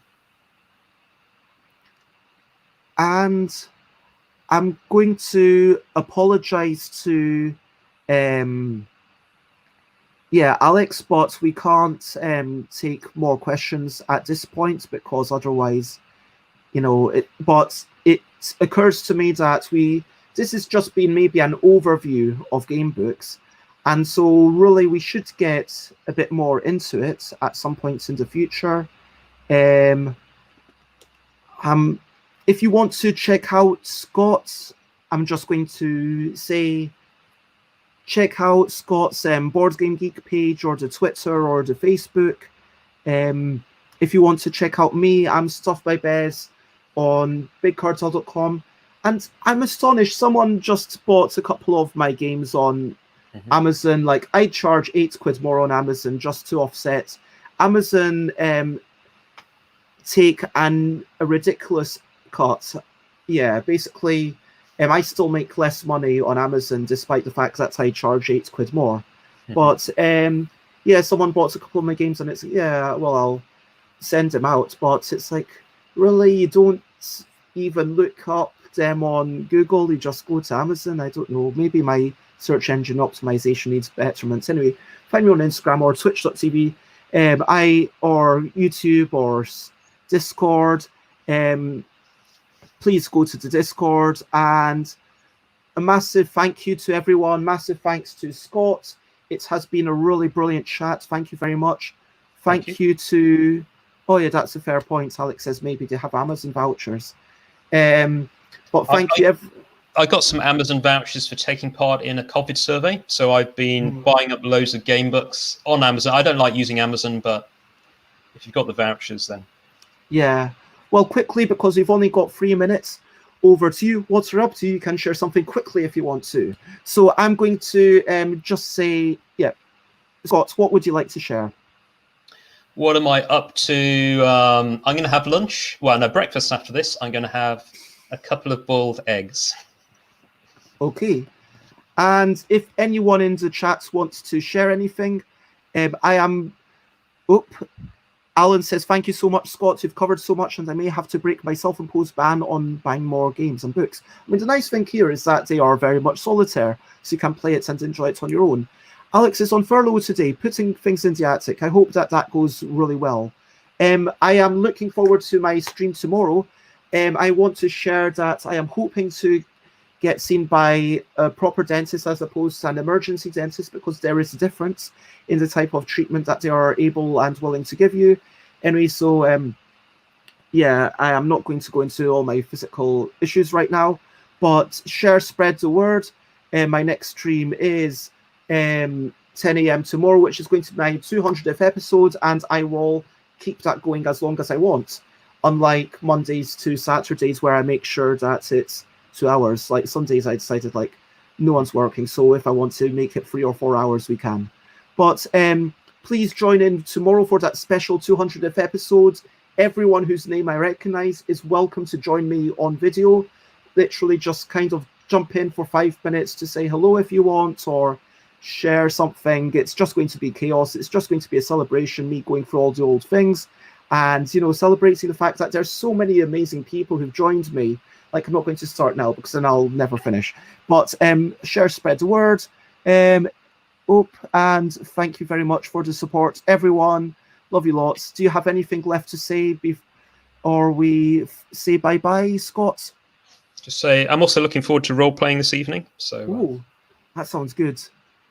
I am kind of hoping to be well enough to go and visit Chris and McCall. Basically, if I'm well enough to get on my bike and not be very dizzy is the basic, yeah, that's the thing. There's one familiar fry.